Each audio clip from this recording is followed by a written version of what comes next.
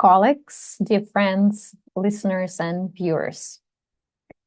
Allow me to welcome you to our today's Prague Process webinar, From Virtual Walls to Digital Bridges, Technology in Migrant Pathways and Integration.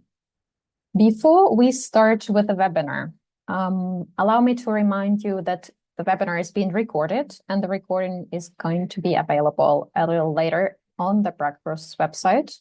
But also be reminded that we have an opportunity of interpretation. So if you prefer to listen to the webinar in the Russian language or in the English language, you will find a little interpretation button at the bottom of your screen. Please select the language of your choice and tune in.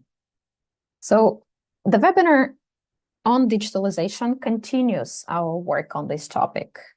This theme has been identified as a transversal in the Prague Process action plan adopted in 2022.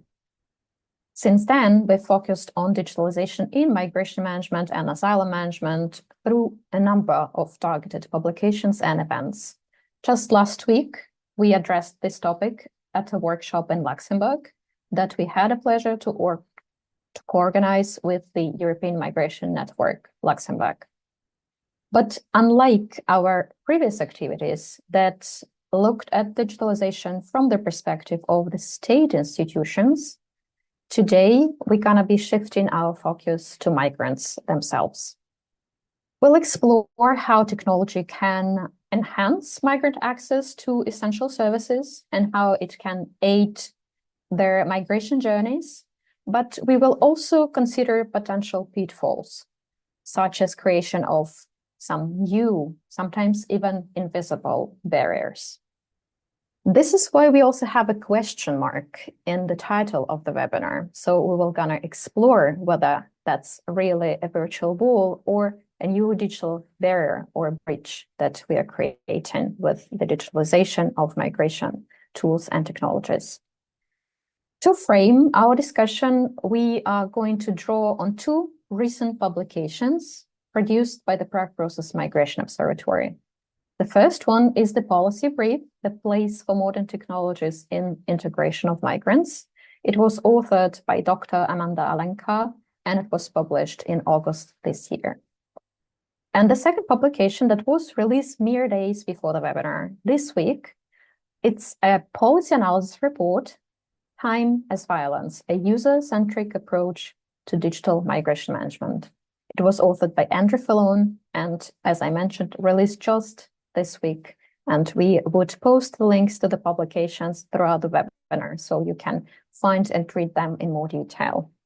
These publications offer critical insights on the topic of digital migration management, and they will serve as our foundation for today's discussion. But before we get started with the presentations, and before I will properly introduce our esteemed speakers, let's engage in a very brief quiz to get us thinking about some of the concepts that we're gonna be exploring today. I kindly ask our hosts to launch the quiz at this stage. It will be a very short, brief exercise for everybody, but please do not worry about getting the answers exactly right. This is simply an exercise to reflect on the broader discussion for today. You should now see the quiz on your screens, and I will give you a couple minutes to reply to the 4 questions that we have here.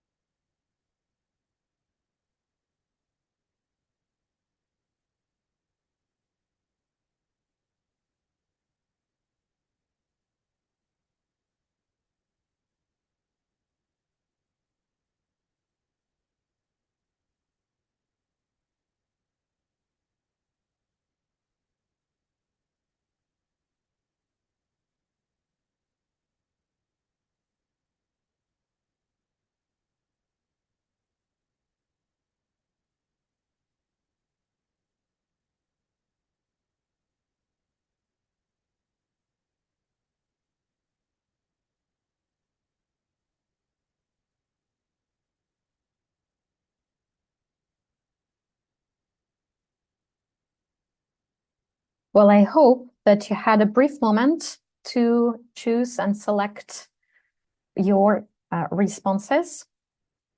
Could we already now show results of our short exercise so that we can move forward?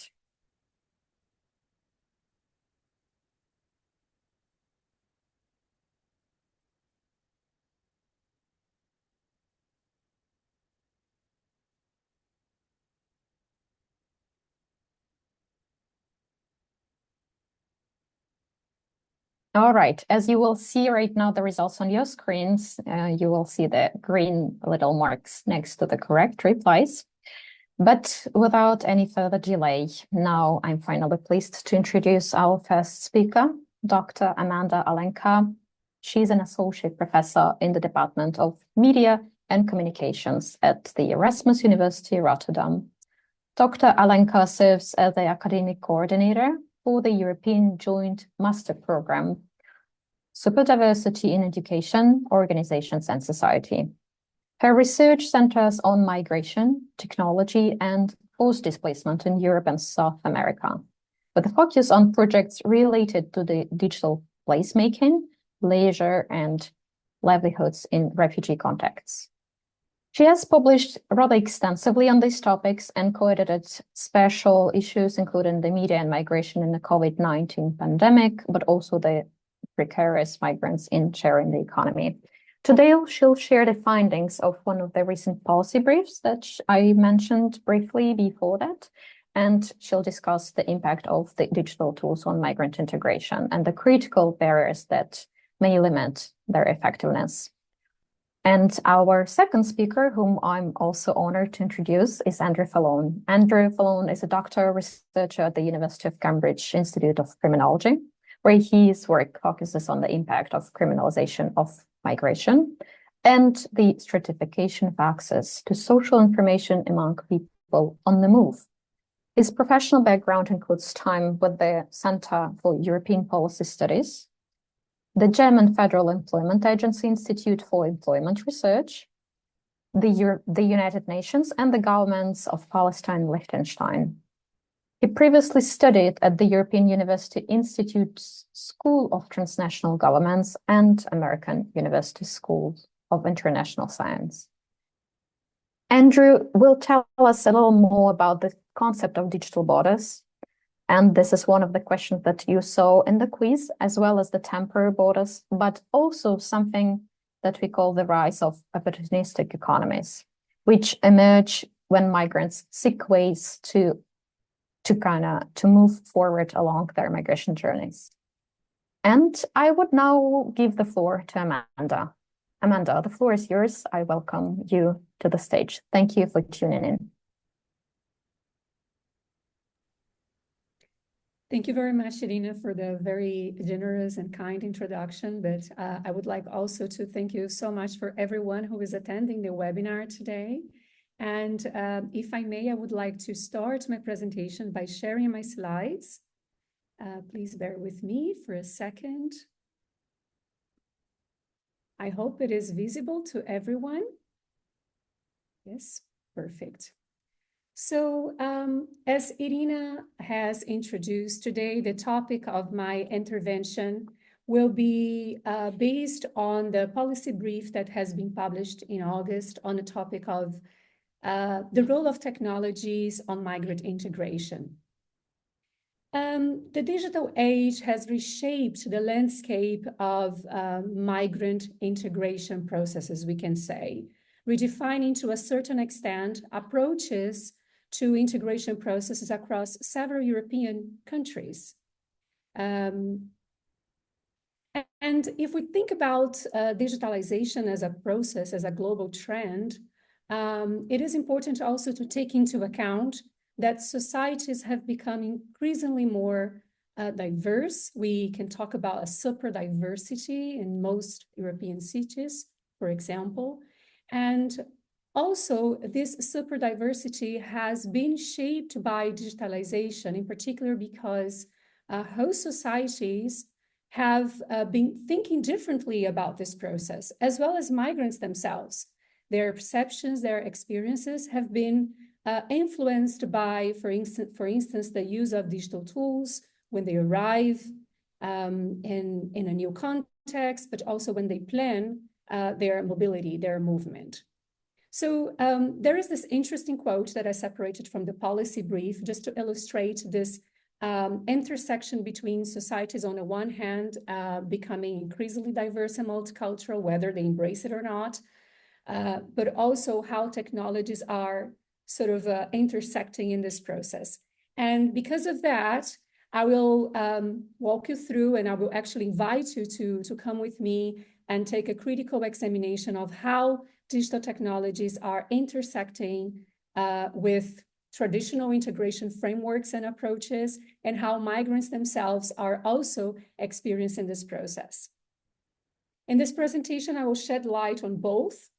On the one hand, the top-down digital approaches, which means how governments, how host governments, state agencies are leveraging technologies to foster migrant integration, but on the other hand, how migrants themselves are making use of these technologies to settle in new societies. First of all, very briefly, there is the so-called utilitarian approach to migrant uses of technologies. And this utilitarian approach states that migrants use all sorts of kinds of social media platforms, such as Facebook, Instagram, WhatsApp, LinkedIn, to find employment opportunities, information on locations when they arrive, transportation, market developments, but also information on training and education. So basically, technology has been widely known as being used by migrants for orientation, information seeking, and guidance. Digital learning is also a very important use among migrants, not only migrants, but of course, everyone else who engages with technologies. But I wanted to bring, of course, a particular concept related to the digital practices among migrants, because I think it's the practice of using technology that makes the difference, right? Because of the context where migrants are inserted. So throughout my research, for example, with migrants from different backgrounds settling in the Netherlands, I've observed a trend where migrants are using these technologies for engaging in different kinds of learning, not like only the formal education as we know, but also using these technologies for learning the language, subscribing to a lot of podcasts, but also following different kinds of influencers, celebrities online to learn more about new possibilities of professions, such as the one of a recent participant I interviewed from Eritrea.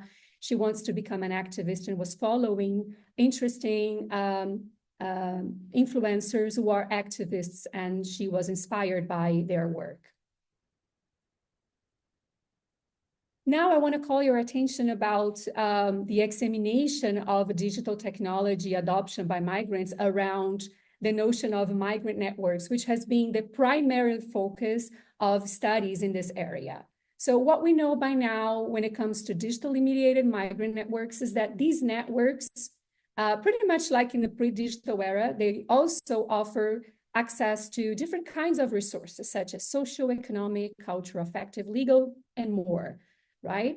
But what is different about the digital aspect of migrant networks is that in these networks, migrants also get some benefits when it comes to access to technologies themselves. So these networks also facilitate access to information about how to use digital tools, in particular for groups who lack certain kinds of literacies, but also how to understand the economy of platforms, how the algorithm works. And so there are a lot of groups formed around these mediated networks to teach other migrants about these aspects. And of course, migrant networks in a digital space, they also create different opportunities for migrants to establish interactions with the local hosts, which I will share a little bit more about in the next slide. Also, in a recent study that I conducted with newcomer migrants in the city of Rotterdam, one was Elif from Turkey. She's 42 years old at the time of the study. she mentioned that one of her aspirations was actually to be able to socially embed it with the Dutch people. And she was constantly using websites and social media to get all sorts of information about how Dutch perceive relationships, but also information about the culture and so on. And she truly believed that these websites and social media, they were quite important for her to fulfill these aspirations for social participation, until the moment that she actually had a situation where she understood that she needed to experience certain cultural differences to be able to understand, how the Dutch really think about that. But this is just one part of the story, because as we know, and I mentioned before, most societies, most cities in Europe, they're super diverse. And it's not just about engaging with the so-called locals, but also engaging with other migrants or people with a migrant background. And that was the case of Samir from Syria. He was 24 at that time. He did not have any issues with speaking the language in the Netherlands. He was actually, in fact, working at a supermarket, which gave him a lot of opportunities to establish spontaneous interactions with other Dutch colleagues. But then he said that social media in that case for him did not support his aspirations for engaging with the locals, because even though he had these opportunities at his own work, he found out that other groups on social media would actually put him in contact with people having the same kinds of experiences that he was having. So his aspirations for social participation changed a little bit throughout his integration process.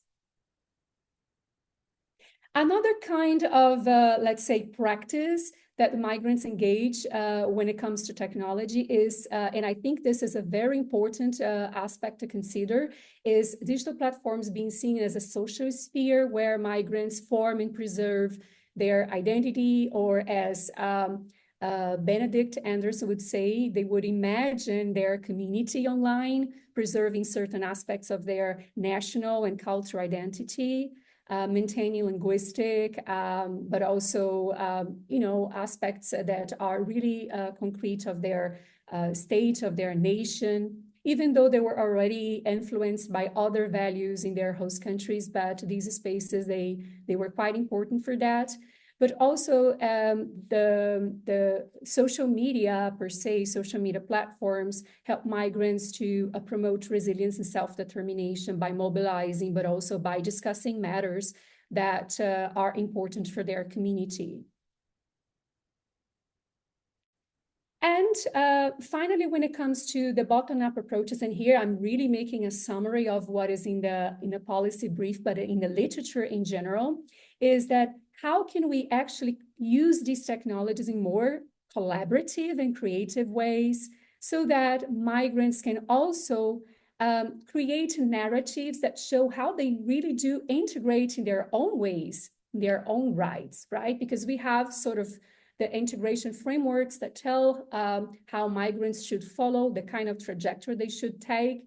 But these technologies, they can be used in ways in which migrants can actually create representations of what it means for them to integrate. And that was actually the topic of a research project that I developed together with 15 migrant collaborators, but also filmmakers, professional videographers, who engaged in this participatory research project for 1 year almost. And we produced these 11 films that you can see here on the screen, each of them showing different experiences that migrants have when it comes to, negotiating identity, but also pursuing aspirations, what it means to integrate. Some of them, for instance, says that, for example, this participant here who produced the Stranded Rendezvous in the city of Rotterdam, he said, for instance, that he loved the city of Rotterdam, but Rotterdam city didn't love him back. So there was a very interesting dialogue in these narratives, and I invite you, of course, to access the website if you are interested in these kinds of films. They are there, and now I'm already shifting. Sorry for the quick turn to the ways in which governments are actually then using these technologies. What are the imaginaries? What are the kinds of uses and adoptions made by, I call here in this presentation, top-down approaches? Of course, you know, the kinds of uses that I will explain here, they are just, again, a representation of what is indeed mainly being captured in the literature, but also in practice. And I think some of the examples here will also, for those who are working on policies, but also on migration management, will resonate with some of the existing practices in that sense. So I can say that for the most part, technologies have been leveraged by governance actors in migration for delivering services, particularly for offering guidance on immigration processes for migrants, but also information on local laws to guide migrants in this process. Migrants can also, for example, access websites and apps. For instance, here on the slide, I provided the example. I think it's one of the most interesting examples of a website, which also has an app version, as you can see, an app in Google Play as well. It's the Uncommon website, Welcome to Germany, where migrants can also get all kinds of information about labor market, housing, health, and it also offers certain affordances, such as chat functions and multiple languages, the opportunity to also chat online. And again, in line with this provision of information services through these websites, governments have been also really investing in creating online courses and programs that help migrants, for example, to go through the civic integration programs. And here I show you some examples. For instance, Skills Norway has a mobile-friendly language assessment app so that migrants can use this tool to assess their language level. But also the Learning Swedish offers guidance on language and cultural learning about Sweden. And on this topic at the European level, so to speak, I can say that after the so-called European migration crisis in 2015, 2016, there has been a proliferation of digital tools, particularly smartphone apps, to help migrants arrive, but also to settle in their European cities mostly. And here in a picture, you can see some examples of different kinds of apps for different purposes, such as health, education, employment. And I also provide here some names in the slides. And this has all been a current trend back at that time in 2016. And these were not only apps produced, of course, by governments. Actually, for the most part, there has been a lot of activists, app developers, different actors in a game, and but also making partnerships with the local municipality for producing these kinds of tools to help migrants, which I will talk a little bit more about that. And when it comes to the gaps, which is very important to highlight as well. Then to conclude, I also want to call your attention about some of the uses that has been more recently adopted by when it comes to the so-called top-down approach, which is the matching tools, building on algorithms to connect migrants to areas where they will have, for example, greater chances to find employment, and based on their characteristics, on their personal, let's say, perspectives or intentions. And at first, it sounds like a great tool, right? For example, we have been here, the very popular GeoMatch, which has been developed by the Swiss Secretary for Migration in collaboration with the Immigration Policy Lab. And but also the matching, which is sort of a recent pilot project, I must say, in a German context. So these tools have also been part of the kind of top-down digitalization framework. Then I want to now talk about the gaps and challenges. We've seen that, digital technologies for migrants, they've been used in utilitarian ways, in more political ways, in more creative ways, but also by the host governments, municipalities, and local actors involved in the management of migrant integration in very proactive ways, as we can see. But then there are also barriers in this process. But what are these barriers? Primarily, we can think of language barriers, digital literacy, part of the so-called digital divide, right? Which, of course, we have the level of access, which is not so much of a problem in European context, particularly when it comes to a smartphone. Everyone has a smartphone. But we can say, quite surprisingly, that is not the case for laptops, actually. Not every migrant, in particular migrants who are recently, settling, who are more recently arriving in a context, and they are invited, for example, to follow certain integration courses, laptop can be a problem if that is done, of course, digitally. Language barriers can be still a problem, but also certain literacies. And I will tell you that sometimes the problem of literacy is not a problem of the migrant, but the way in which governance actors decide to communicate certain information to migrants.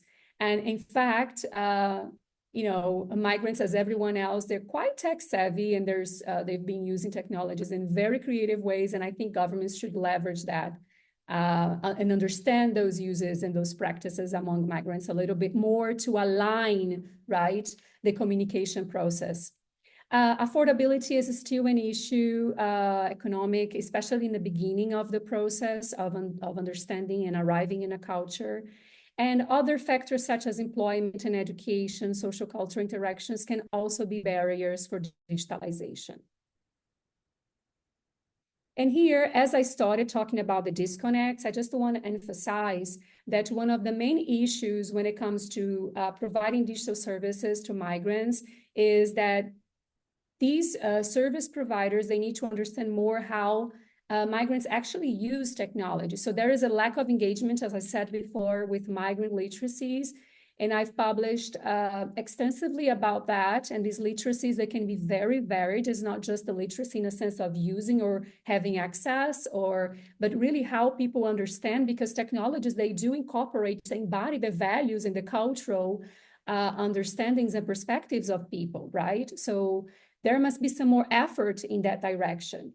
But also the lack of engagement with migrant experiences and needs, digitalizing, for example, health procedures, or certain kinds of appointments for immigration. This can have some consequences. This cannot be, for example, welcomed by certain groups. And maybe some kind of a hybrid model could be an interesting approach, but I think it's important to be aware of these mismatches. And I think one of the main mismatches that happen in this context is that in most European countries, for instance, the procedures, the requirements, the multiple actors involved in the integration process can be quite complicated for migrants, especially in the beginning. And information, I must say, in my case, for instance, I remember that seeing information in the information is presented in a very fragmented, dense, and of course, digitalized manner. And navigating these bureaucracies, it does not necessarily become simpler in the smartphone era. Actually, we have to be exploring this information, trying to find connections that can help us, walk through this complex information landscape online. So that's a very important factor that we need to take into account. Digitalization does not necessarily equal to, easy information access. And then I think here also studies, they have revealed that in this aspect of migrant networks, they are quite useful for facilitating this process of information, but also access to resources among migrants. So many migrants, for instance, they favor resorting to personal and social networks instead of government sources for many reasons, of course, not only because these networks, they adapt the information to the migrants, to the to the people who are part of the network, but also because some migrants come from countries that they do not trust, of course, the government, and this will have a reflection on the trust. But of course, this is I'm not generalizing, I'm just saying that there are different factors that explain this, this preference.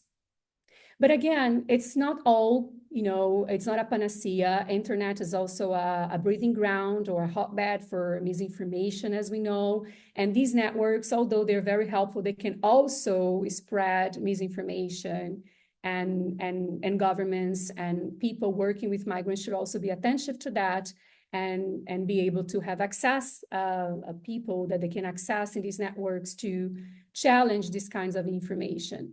And remember that I mentioned to you before about the proliferation of tools at the time of the so-called migration crisis. Most of these tools, I remember that at that time, more than 1,500 apps have been developed to help migrants integrate. And most of these apps, they have become obsolete and with outdated information. And in the so-called digital, they've become, there has been a phenomenon around that, the so-called digital litter, right? So I think it's also a part of the digitalization approach from governments to be able to kind of be constantly updating their websites and informing migrants, because this can create a lot of confusion. And just to conclude, when it comes to the gaps and challenges, and I'm also mindful of the time.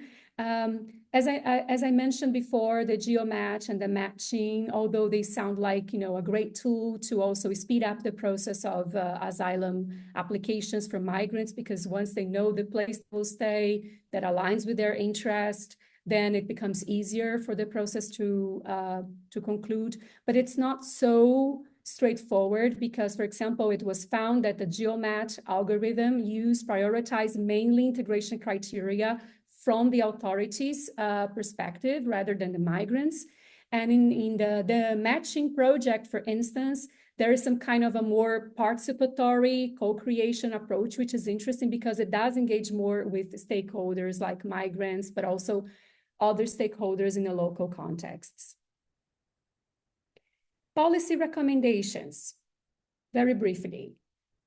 Programs, we advise in this policy brief that there is a need for combining strategically digital and in-person methods to ensure, more equal access to people from different backgrounds.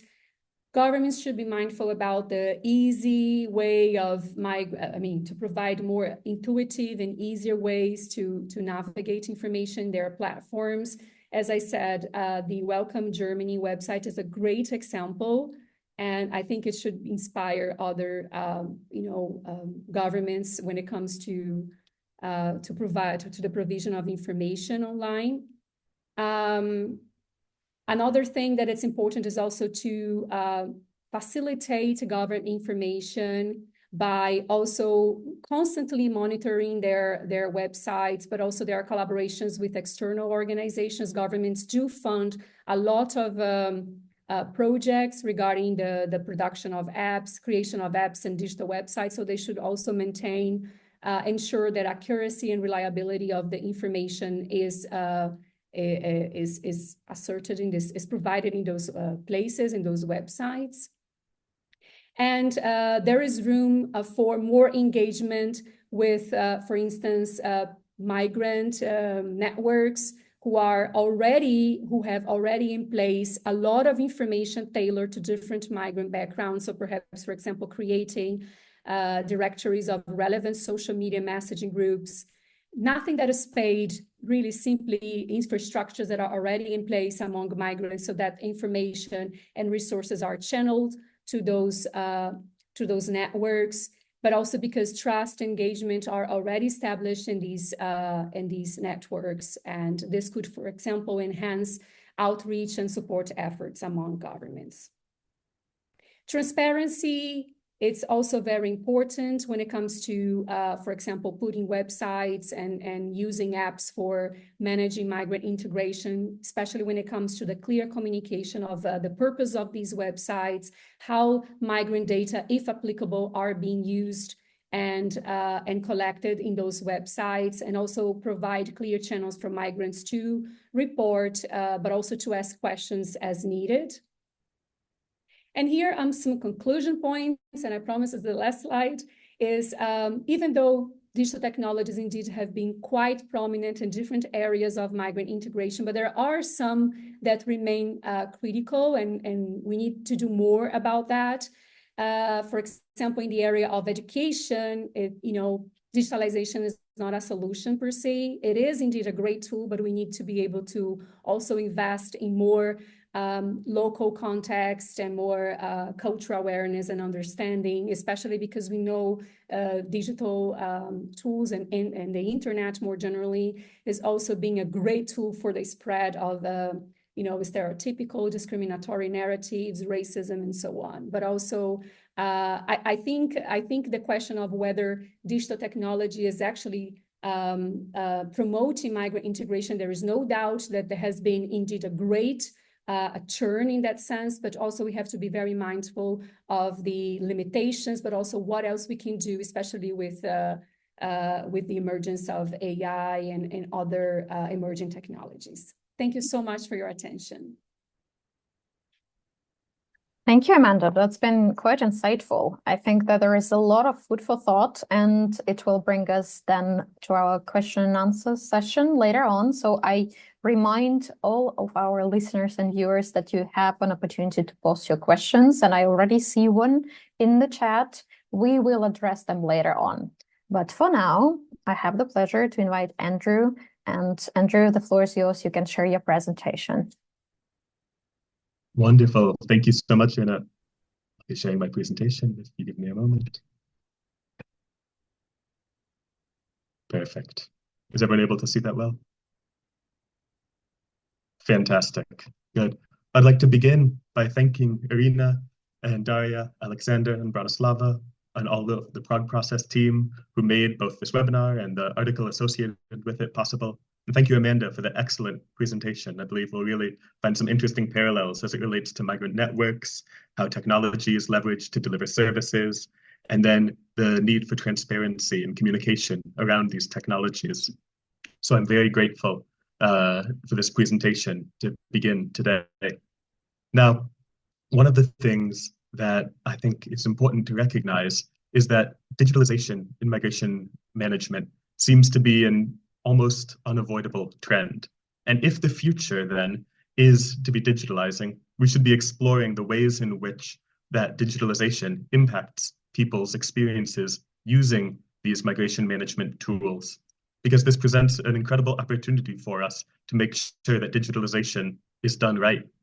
Indeed, the Prague Process Action Plan from 2023 to 2027 recognizes the need to explore the use of innovative digital technologies for tasks such as identifying migrants in the digital environment and addressing irregular migration as one of its core thematic focuses.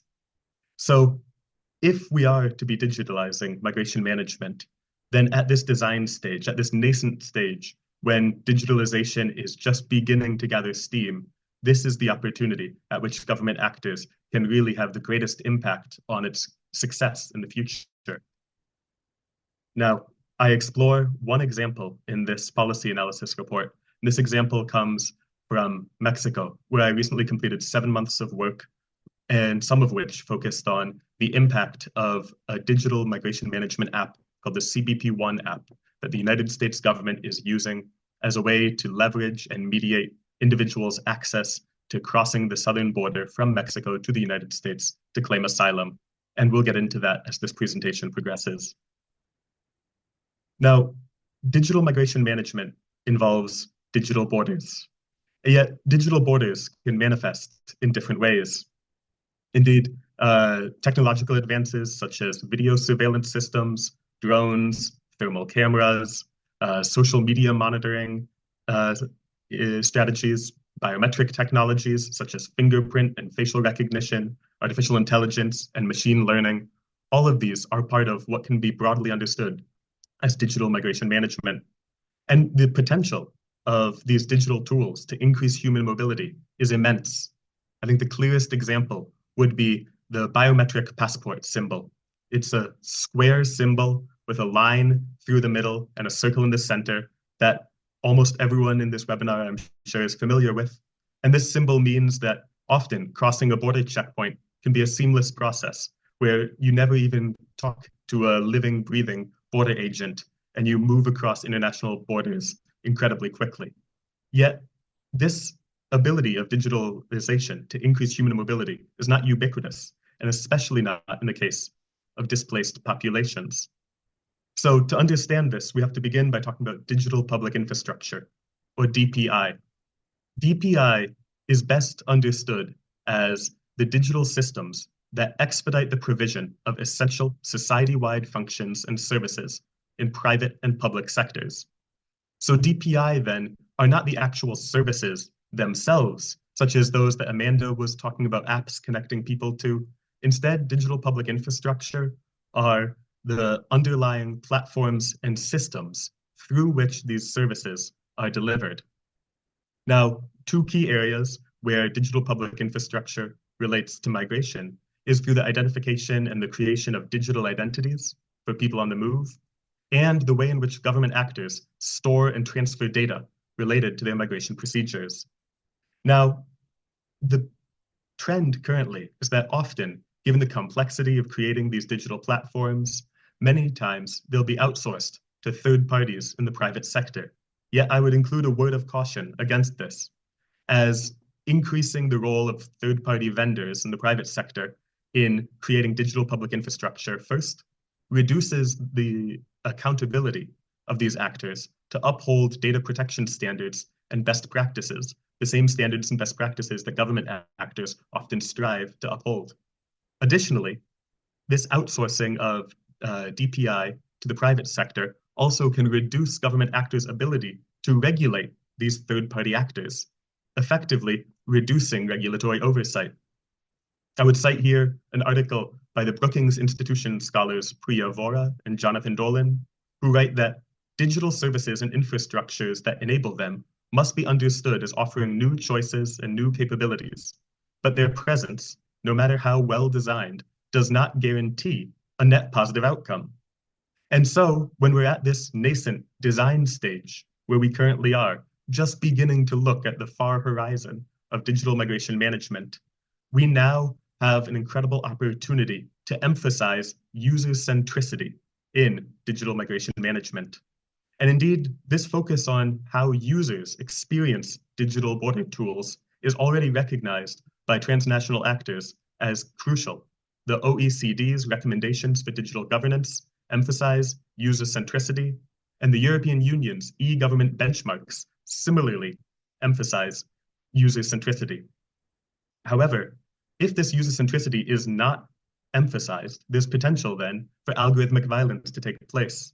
Algorithmic violence comes from the assumption that digital systems, because of their lack of subjective decision makers, will inherently be unbiased. And this idea that systems will innately be unbiased ends up then ignoring the way in which the needs of some users are prioritized over others, and the way in which when some users' needs or specific circumstances aren't considered in the design of digital tools, it can result in their marginalization. And now the collection of individuals' data to enable these tools to function often is prioritized. And yet, by prioritizing the collection of data, in the interest of systematizing and automating migration procedures, then instead, people's own interests, people's privacy and data ownership, people's experiences as a user using these systems is often put secondary. And this then can result in what's called function creep, when interests of state actors in using the masses of data generated through digitalizing migration management then ends up pushing people's right to privacy and data ownership to the side. I think the clearest example is that currently the United States Office of Biometric Identity Management is expanding the collection of biometric data from migrant children younger than 14 years old to develop data sets to train artificial intelligence models to support its newly implemented craniofacial structural progression initiative. That sounds like a lot of jargon, but that's using the photographs collected from migrant children who were not able to agentively consent to even those photos being taken, much less to these now use of photos to train artificial intelligence models, to then be used for a purpose far different than the original purpose for which those photos were taken. So we now need to focus on the user experience through the lens of time. And that's what I emphasize in this article associated with this presentation today. Because all people on the move experience liminality or temporariness during their journeys, but the way in which people experience time differs. Of course, while people are applying for asylum and naturalization procedures, there's often slowness and waiting associated with bureaucratic backlogs when individuals have no clear timeline on which they might receive a final status decision. However, at the same time, there's also often quickness associated with deportation or removal procedures. This says that time operates differently for people depending on what procedure they're a part of. And yet then, not all people even experience time in the same way. Some people's waiting during migration journeys is depicted as inactivity or a lack of individual agency to be able to resist this waiting. It's depicted through boredom or wasted time. Yet at the same time, other narratives talk about migrants' entrepreneurship and ambition. They emphasize people's ability to create their own reality while on the move. And so the opportunistic economies that Irina referenced in the introduction that I'll be talking about today lie at the intersection of these two narratives, where people's experiences of protracted waiting then result in them taking specific actions that end up creating opportunistic economies because of the waiting involved. So with the timeliness in mind, we can understand that people's likelihood to use new digital migration management tools is impacted by the speed at which those tools work. If they work quickly, they may incentivize people to use new apps or digital migration management tools because they offer a more rapid, more reliable solution than traditional migration bureaucracies. However, if long extended waiting periods and a lack of clear communication is characterized by the experience of people, then they may be more likely to try to circumvent these tools. And we need to understand how the structure and the design of migration management tools then increases or decreases the likelihood of people to uptake them. So we now have to talk about opportunistic economies. And this is based on fieldwork in 4 different migrant shelters in Mexico over 7 months. This idea of an opportunistic economy emerged slowly through hearing week after week after week from people about how they're using this app, this CBP1 app, and yet they don't necessarily have an idea of the way in which the app works, how to use the app correctly, and then the way in which some people are offering services, expert services, almost as one may hire an expert cleaner to clean one's house, one may hire an expert mechanic to repair one's car, when one's faced with the prospect of waiting for months and months, and one feels that they lack the expertise to know how to address that correctly, how to reduce that waiting. One might look for expert services. And that is where this opportunistic economy develops, where people who purport to have expertise in how to navigate these digital tools that people are very unfamiliar with, given how new they are, then can offer their services at a price. Yet, some of these end up manifesting as illicit economies when they promise something at a high cost that they have no potential or ability to actually deliver, such as the ability to cross a border, which is only determined then by the actual function of an app for which someone on the outside cannot influence. So here I have to give some more detailed context on this CBP1 app. The CBP1 app was originally developed first for goods transporters or professionals who would be crossing ports of entry arriving at ports of entry to the United States. This would allow someone who was a shipper to report their entrance at a port such as that in Ciudad Juarez between Mexico and Texas to say that they would be arriving at a specific time and expedite their process of crossing the border. Yet, Then, in May of 2023, in the spring of 2023, this was adapted to also now create the opportunity for people on the move who might be seeking protection to pre-register their intent to cross the US border at one of 8 specific ports of entry. This then developed a system where to be able to enter the US through a regular pathway rather than crossing irregularly and the multiple legal challenges associated with that, people had the ability to request an appointment through the CBP1 app to be able to cross the border. At the time when fieldwork took place, there were 1,450 appointments given out total each day, distributed across 8 different ports of entry. The number of people requesting an appointment each day was significantly higher than that number. 150,000 people on average, roughly, and that number may be different today, requested an appointment to cross the border using this app. Now, it doesn't take complex statistics to understand then that if there's slightly less than 1% of all people requesting an appointment will receive one each day, the average wait time using this app increased to between 3 and 4 months. Now, that then changed the trajectories of migration through Mexico, as many people on the move from countries such as Venezuela, Honduras, Nicaragua, Colombia, Ecuador, but as far afoot as Afghanistan and China, and even Algeria and Sierra Leone or Cameroon, who all had reached Mexico on their journeys to seek protection in the United States. This then meant that they were seeking new places to wait. And this app is geo-locked. Only certain locations are able to request an appointment.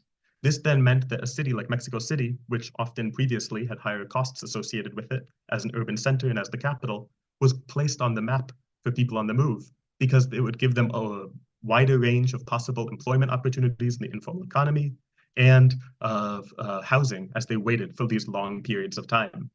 Yet, the way that people use this app is by creating a registration. This registration act asks multiple questions about countries through which one has traveled, about one's current address, about one's familial status, about contacts that one has in the United States who might be able to provide them a place to stay upon arrival.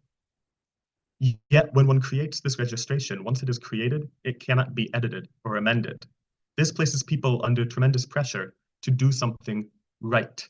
And yet the way to fill things out correctly is not entirely clear to people who are not used to making themselves visible to systems of governance. This then creates opportunistic economies who purport to have expertise for a cost. So at the time I conducted my fieldwork, the going cost to have expert services to create this registration in an app and then request permission to cross the US border, which is not an asylum application. It is simply permission to cross the border, and then upon entry to the United States, one would enter the asylum procedure. That going cost was between $200 and $300 US. Now, at the time, the average monthly income from someone from a country such as Venezuela is less than $100 for an entire month. This then shows how much opportunistic economies are able to capitalize on the lack of transparency and the opaque nature of this app. Appointments are allocated randomly in this app. So there is no way for an individual personally to increase their likelihood of receiving an appointment. And yet, at the same time, people purport to be able to tell them an exact time per day when they should request an appointment. They purport to be able to know the exact way that they should phrase the answer to certain questions in this app. And so if one pays them $200 to $300 US, they will then be able to ensure that they receive an appointment much more quickly. So as people, as individuals, have little ability, given the randomness of allocation of appointments in this app, to affect how long they wait. Yet, given how much urgency and how limited financial resources can increase the difficulty of waiting there is, this then also puts pressure on people to seek to be able to change their experience using the app. And these opportunistic economies capitalize on that. So we have to then reject techno-optimism and techno-solutionism that says that just creating an app that would allow some people to request the permission to legally enter the United States is a panacea, as Amanda mentioned. Instead, we have to look at how these apps affect people's experiences. Now, here are some screenshots to show you the app. One creates their own profile. For people on the move who are not transporting goods, they would then select traveler, and they would go through a large number of questions. Yet many of these questions, after being answered, cannot be changed once they're submitted. So people encounter error codes that often lack any specific explanation or resolution guidance, and this reinforces opportunistic economies. I'll give one example, although many examples exist. This example is that an artificial intelligence tool in the app allows people to scan their documents. When they scan their documents, parts of the forms are automatically filled out much more quickly. Yet then, given how much pressure there is to fill forms out correctly, people will often go back and edit their registrations before submitting them for the first time, knowing that after they're submitted, the only way to amend them in the future is to entirely delete their registration and start from scratch. This then means that when people go in and edit it, sometimes the form itself encounters an error. It'll change the category of document from something like passport to a different category that isn't one of the approved presets. This is not something that happens for any intended reason. Yet then, as a result, when people go to submit their registration, they receive an error. This gives them error code 500 with no explanation available online as to how to resolve this. It's a very simple fix. If there was guidance to say, if one encounters error 500, amend the document category to select passport or ID card, that is entirely gone. Yet the existence and persistence of this app and this error in the app and the frequency at which people encounter it reinforces these opportunistic economies, because in a lack of official guidance, people instead look to an alternative authority to find a resolution. And indeed, as Amanda mentioned with digital literacy rates, different digital literacy affects the people's ability to rectify these errors independently. Indeed, for people who are older, who might have trouble with their eyesight, and so then they magnify the phone screen, the app has biometric identification technology involved. One has to take a photo of one's own face. Unfortunately, that camera function in the app does not scale with the magnification of one's phone screen. So the button that one needs to press to be able to take a photo and proceed in using the app is pushed off the screen entirely. Only through months of observing people trying to use an app and consistently a certain type of person who was older encountering the same challenge was able to realize that it's only when one demagnifies the screen that then these older people who are already inherently less digitally literate because they are not digital natives then is impaired. So instead, focusing on user centricity and testing these apps and digital migration management tools ahead of time with intended populations can show the way in which governments can better prepare for these tools to actually serve the needs of populations they're intended to. People on the move often are often relying on unreliable technology. Indeed, people's phones take on a much higher importance when that phone is linked to an account that has their possible permission to enter the United States and claim asylum linked to it. This then means that if a used or refurbished phone that one purchased at a low cost while on the move stops working, one might actually lose all access to this registration they'd previously created. Additionally, fraud detection systems often end up hitting a mouse with a hammer because they end up eliminating numerous legitimate accounts in an effort of preventing fraud. There were days that at different shelters when I would hear that the majority of all people's registrations were deleted for an unknown reason to them because they were said that it was potentially fraudulent. Registrations that they'd created with the help of either Mexican legal guidance or expert guidance, such as myself in shelters, that we know were not fraudulently created. And this reinforces opportunistic economies because it creates unreliable authorities. Word of mouth about the best way to use these apps or the guaranteed way to receive an appointment through this app started to spread. This type of information was often being spread by other migrants who themselves were trying to share community knowledge and were unaware that they were spreading misinformation. Indeed, these rumors proliferate quickly, and as a result, people look to find the answer. People can profit off this urgency and need of people on the move by selling that answer. People in the opportunistic economy will often say, oh, well, I'll actually create your account for you on a computer. It's better than a phone, that's more reliable. And yet, as Amanda mentioned, many people on the move don't necessarily have access to computers. So the prospect of someone else using a computer to create an account for them is attractive. It gives an idea of security, even if that has no likelihood that corresponds to actually receiving an appointment. Additionally, people might be sent what's called a borrador in Spanish, a like template form that then has all of the exact answers pre-filled out. People then would go in and delete the sample answer, put in their own personal answer, and send that back to the actor in the opportunistic economy, because that's a very simple, straightforward system, rather than being faced with a question that corresponds to every single section of a form in an app. Because when you can't edit one's own profile, there's a lot of pressure to do it right the first time. This then allows people to buy security or to buy expediency in a way that seems very attractive, yet offers no tangible benefit. And the structure of the app, the lack of official oversight, the lack of guidance on how to rectify errors is what reinforces people's reliance on these alternative authorities and reinforces the ability of these opportunistic economies to profit off the information insecurity that people experience while on the move. So, in conclusion, to be able to counteract the emergence of digital economies, and in the article I include 10 criteria with more detailed explanations, this design stage provides a key opportunity for government actors to be able to ensure that people who are intended to use apps are actually likely to uptake them, to participate in the systems of governance that are designed to serve people on the move, to make migration systems more reliable, more orderly. And that's by emphasizing their expedience and their equitability. So the first is that these apps and systems have to be transparent and accessible to a non-expert audience. Often, the designers of these apps and government actors use the same language that they would talk to one another about the policy tools that they're creating to communicate to people on the move.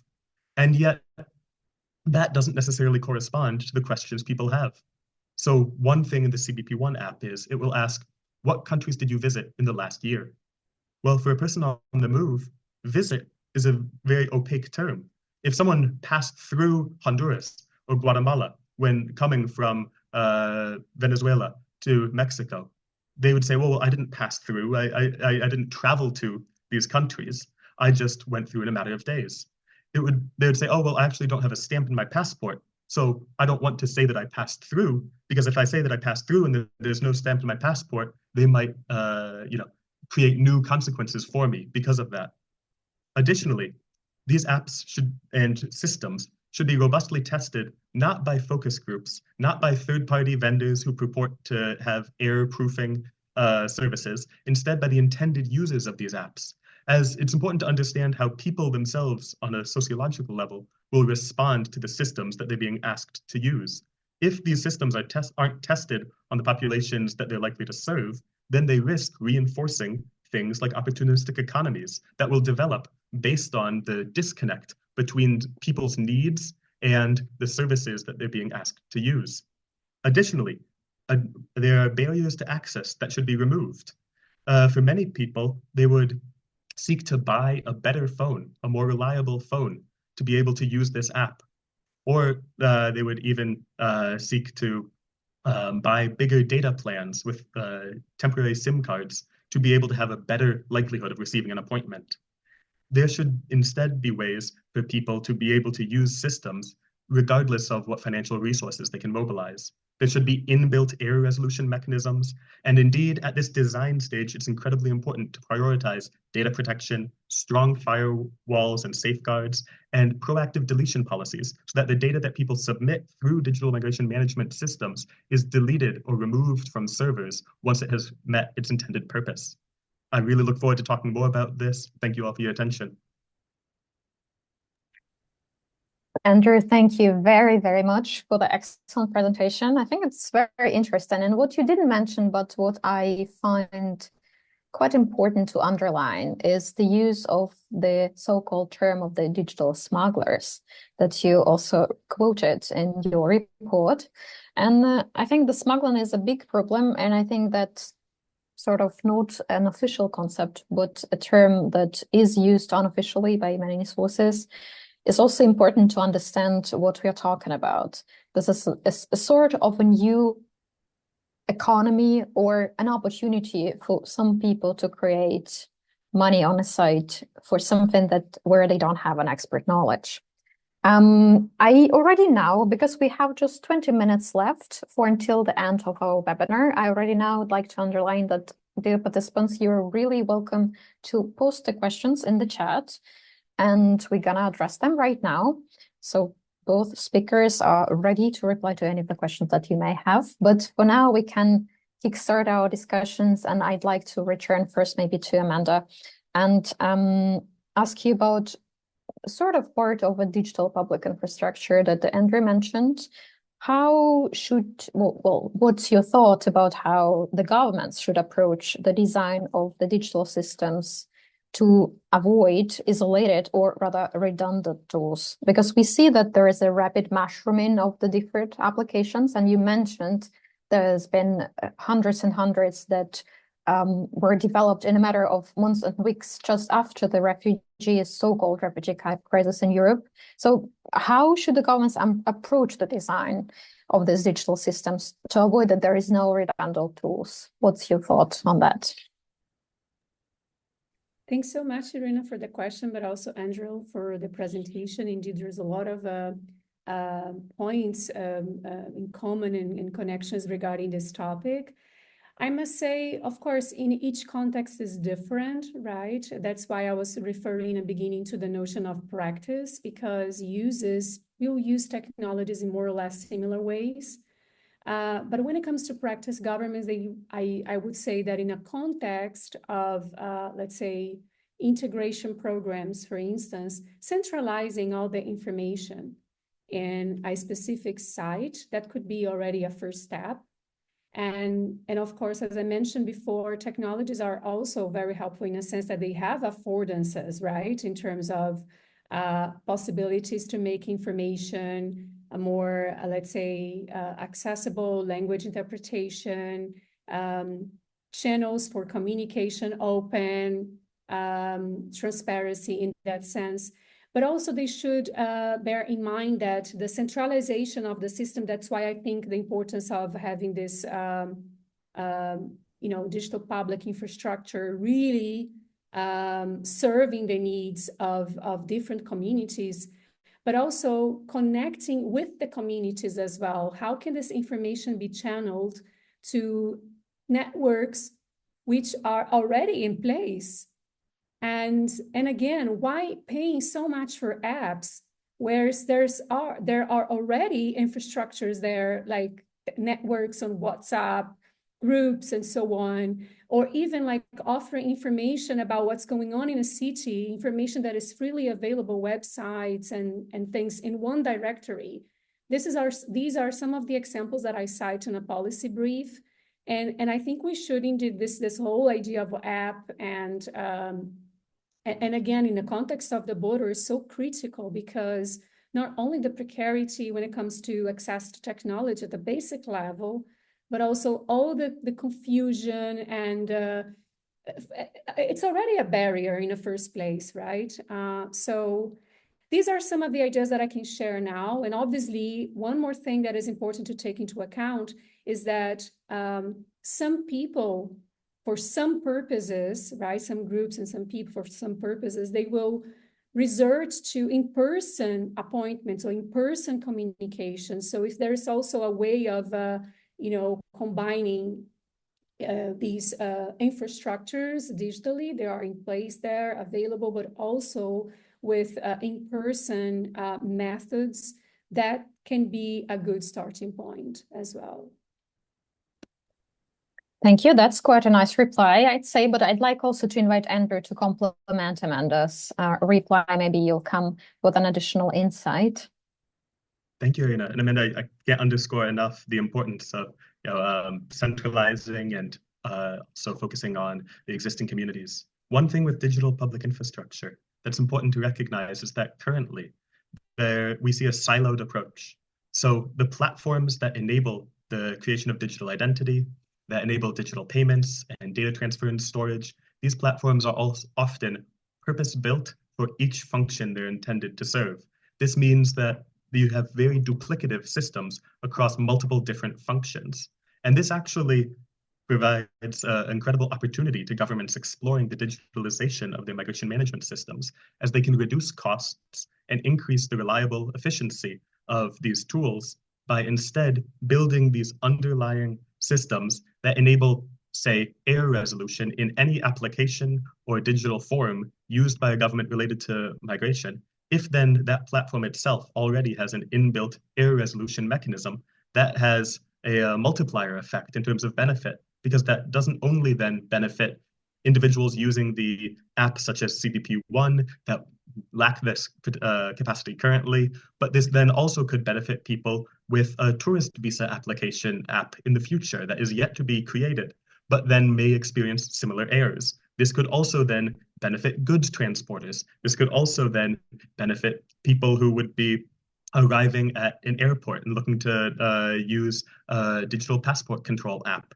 Building a system that then can serve all of these different functions with an underlying capacity, both to ensure that data is stored in a way that respects users' privacy, proactively deleted after that function of the app is completed, and offers error resolution, is something that really is an opportunity for government actors, but that opportunity will disappear after this design stage finishes.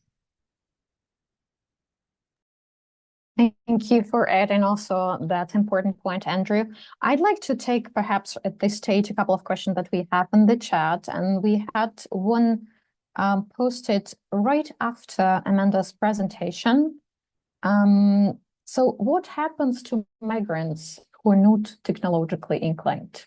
How do they leverage on technology for essential services? Amanda, could you take this one? Yeah, that's an interesting question, and I will just pick up on what I mentioned before.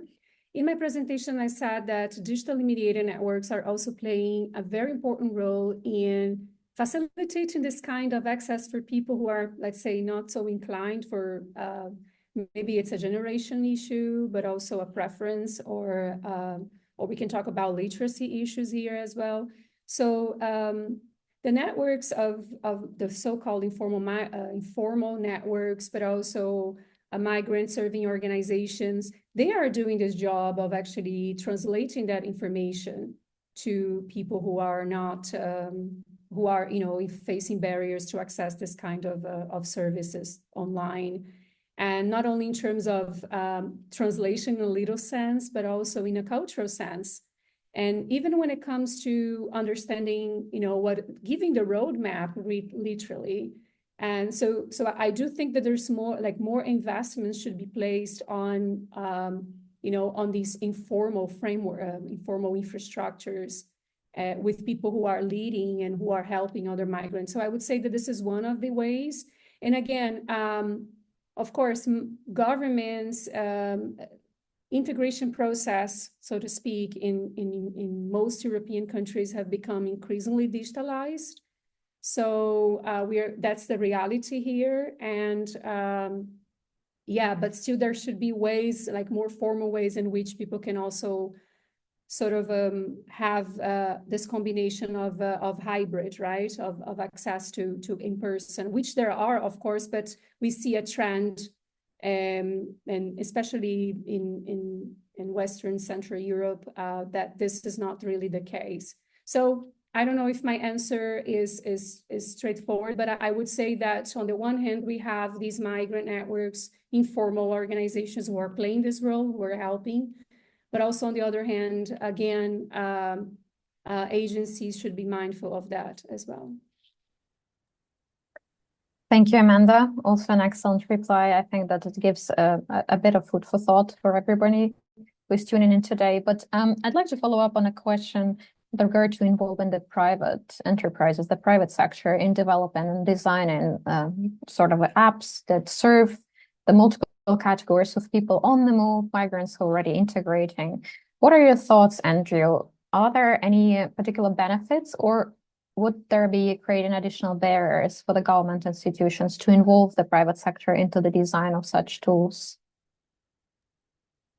With these tools, I think one of the key areas that we see private sector actors involved currently is with benchmarking. So creating the standards by which tools are evaluated.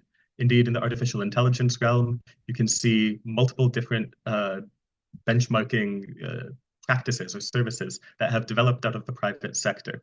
Now, I think that there is potential for collaboration with the private sector in developing these benchmarking practices for any digital systems. So being able to show that the digital systems meet certain standards. However, I would caution against relying exclusively on these private sector benchmarks, as that risks then increasing the ability of private sector actors to self-regulate without necessarily allowing for adequate input from government actors and reducing regulatory oversight. So I think it's best to learn from the experiences already gathered by private sector actors in terms of assuring that any digital platforms or tools meet specific standards and benchmarks, while at the same time not relinquishing entire control over those standards and benchmarks. Collaborative effort, that's usually the answer that we hear also very often. We have here an interesting question and a case from the immigration officer from Ghana, but I'm not entirely sure about the question. How do we monitor the activities of the people on the move? Perhaps, Andrew, you could also address this question. May I kindly invite you to the stage? Yes, thank you, Irina. And thank you, Jonas, also for this very interesting question of your participation. I was thinking about it. I think that when looking to be able to monitor the activities or movements of people within a country, one needs to think about what would incentivize someone to participate in a system that is trying to accomplish this goal. And I think one of the best things, especially for Burkinabe asylum seekers in the country, is that access to services, access to government services in Ghana. Now, without knowing the context very deeply, I would assume that depending on the cities or regions that one is in, there might be different types of social support services available related to access to work, related to be it healthcare, be it related to access to state services in terms of support or welfare. And so one thing that could have benefits not only for these Burkinabe people in Ghana, but also then for the Ghanaian government in terms of being able to monitor movements within the country is some sort of platform that would allow people to register with the city or municipality where they're in, to then connect them to the services that they're most likely to want to use. Services that are related to employment support, services related to local health care. This then would allow people to know that their movements are not necessarily being monitored with an ulterior motive. Instead, they could register with their, say, asylum seeker identification and name with this local municipality to be able to then have information and resources about what's available in terms of local municipal services, while at the same time, for you as an immigration officer, you'd be able to see what people are registering in different locations. So it's ensuring that there's a reciprocal benefit for people using the system as well. Thank you. I think that really kind of replies to the question from our dear participant from Ghana. There are two questions that are going in a similar direction and basically tuning in back to the state authorities, institutions, how they rather benefit from the digitalization of the different procedures, migration services, how they can leverage the technologies. And the two questions go as follows. How can states or international organizations regulate the emerging field of digital migration management, given the borderless nature of the internet? And the second one, what role can digitalization play in enhancing inter-agency collaboration and data sharing to support migration management? The last one is more straightforward. The first one is less so. So I would perhaps now invite Amanda first. Amanda, would you kindly try to reply to one or both of the questions? Yes, maybe I think the second question by Mariam, perhaps I have some thoughts on that. Thank you for the question. Digitalization is already playing a role in that specific purpose. For instance, at the level of migrant integration processes, I can say that there is a huge coordination network between municipalities, organizations from the government, asylum seeker centers, and different institutions are working, or even civil society organizations at the level of the municipality that have a system or systems that are integrated and are used to share this kind of information. In the Netherlands, for instance, this approach of this kind of intercommunication between different agencies is happening, and the data is shared. And of course, this also raises critical questions as to how, right, the kind of data that are shared across different actors who have access, and how much of that information is being shared. For example, if a certain agency, for example, the immigration agency collects a certain amount of data, then to what extent this entire data is shared across all different actors involved. So there's a lot of uncertainty in that sense. Indeed, this is already happening. And as we know also, I mean, not only in border spaces, but at the level of the asylum application in these countries, for instance, the smartphones, the data, the archives created by migrants are also used as in many countries in Europe as evidence, as part of the asylum procedure. And this data is also being shared, and we don't know how many people are having it, how many institutions and agencies are collaborating on that front. So yeah, this is a reality, and indeed digitalization has played a great role in facilitating, because this also has, of course, a positive and it raises good opportunities in terms of facilitating the management. But on the other hand, are migrants fully aware of that, and as to how much of their data are being shared, who has access to that, and how are these data being interpreted? Thank you, Amanda. I think that we cannot underline it more than that the collection of data, it has certain pitfalls also. And we all know really just too well that it can be misused very often, and people can be also erased of their identity, of their lives. That's also happened in the history. But I'd like to return to Pedro's question about the states and the regulation of the digital migration management. Andrew, could you please take this question about how could we regulate this field that's just really been driving the force for many of the states and national authorities? I think, it's a really good question, especially as, I've talked about the difficulties, the pitfalls, the shortcomings of one example of digital migration management. And I think in terms of oversight, I mean, often it's government actors themselves that are engaged. And so there's likely to be little self-regulation in what is or is not done. But I think what's important is to emphasize that when engaging in any digital migration management, there is a heightened, increased obligation for clear communication and proactive error resolution. And so then I would give the example that the US government is indeed engaged in talkbacks or information center sessions about this app. They even hosted one at one of the shelters that I was working at in Mexico. There are live streams where members of the government respond.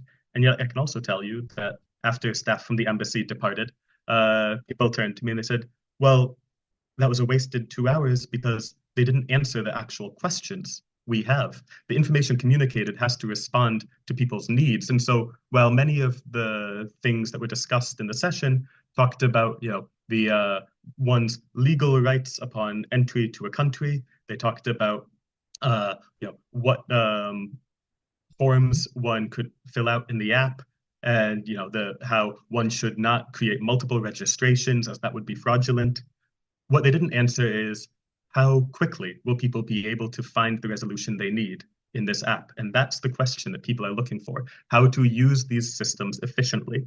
And so I think we really see an obligation for there to be clear communication in alternative digital migration tools, ones that are profit generating, that are allowing people to bypass certain security controls at ports of entry or airports. There's actually clear enumerated error resolution guidance available from official sources. And yet that same error by error guidance is lacking when the tools are instead supporting a non-profit generating purpose for people on the move. And this is where we see this government obligation to provide clear communication about error resolution. I would give an example of the impact of these errors as well, as in one shelter that's in the peripheries of Mexico City, quite close to train tracks. Many people were unaware of this app, and there was a mother of about 35 and her young daughter who was 16, and they were migrating northward on their own. And they tried to use this app. Yet, upon creating a registration, taking the hours it took to make sure that one had all of one's documentation correctly entered, and then submitting, they encountered an error. And next morning, the mother told me, well, I've taken it as a sign. For her, it was a sign from God. But she said that, well, instead, my daughter and I are going to try to jump onto one of the moving trains and go northward because it was a sign that we shouldn't use this system, that it won't ever deliver us the help we need. These journeys northward on the train are quite dangerous. I personally encountered many people who had lost limbs on these train rides. And so the danger that this mother and her 16-year-old daughter faced, I see as coming from the failure of there to be clear and responsive error resolution in the system. And that's where governments have this obligation in terms of regulation that Pedro was talking about. That's a great example. It brings us back exactly to our quiz from where we started. What is the digital divide, the digital literacy, also the digital leader that Amanda brought in her presentation later on. We already exhausted the time for the webinar, but I still like you to answer one last question that we have in the chat, and that concerns the artificial intelligence. I'm gonna amend it a little bit here. So what do you think how we can use it for migration counseling, but also for the migration management and for people on the move more generally? So I would first perhaps welcome Amanda, and then Andrew, you could follow up with your reply too. If AI is being, thank you for the question, Ina, because I was thinking about that. If AI tools, for example, chatbots, are being used for providing information in a clear way, in a channel that is accessible for people with all sorts of questions that people can also ask, not just receive. And I know that there are there are a few projects, let's say, on the ground. I work also on with Venezuelans and Brazil, in a border between Brazil and Venezuela. And these kinds of uses have taken place. But what I see problematic is when AI is being used for addressing issues that are more complex. For example, gender violence, rights of people, how to go through certain bureaucratic processes, not in a sense like really specific situations where people just have these kinds of channels for referring to. That I see very problematic, because it doesn't really, as it is now, it doesn't really solve the problem. It can actually create it can do more harm. Yeah, thank you for underlining that. That really is a relevant point, especially in terms of people who suffered from trafficking experience. And that might be really a trust building, or rather the opposite of the trust building exercise, when you just involve artificial intelligence in the counseling session. But Andrew, could you kindly also bring any additional thoughts to the table on the topic of artificial intelligence? Absolutely. And this is something the policy brief also discusses in more detail. So I would point people there for a more full discussion. But one of the areas where I think artificial intelligence should not be used is in status decisions. And it's that, well, this is often, I think, purported to be a solution. When we talk about techno-optimism, techno-solutionism, this is an area where we see, well, right now, it might take 5 years for someone or more to receive a final status decision in an asylum case. But an artificial intelligence tool could assess their claim and deliver a solution in a matter of seconds. That has a huge potential for risk in terms of algorithmic violence, as the idea is that the algorithm running this artificial intelligence, the large language model, would be then unbiased. And yet the construction of artificial intelligence systems as unbiased ignores the way in which that system may be callous to the unique individual circumstances that some individuals using the system may be. And so this is where we see a large discussion in migration governance literature about the role of subjective decision makers. And while subjective decision makers are prone to error, and indeed, there have to be clear criteria or standards by which any subjective decision makers, asylum officers, adjudicate claims. There should also be appeal or recourse mechanisms. We cannot necessarily remove this human element from the system, as doing so creates huge potential for algorithmic violence, especially when it comes to using artificial intelligence to either identify the profile of people who would likely be what some would call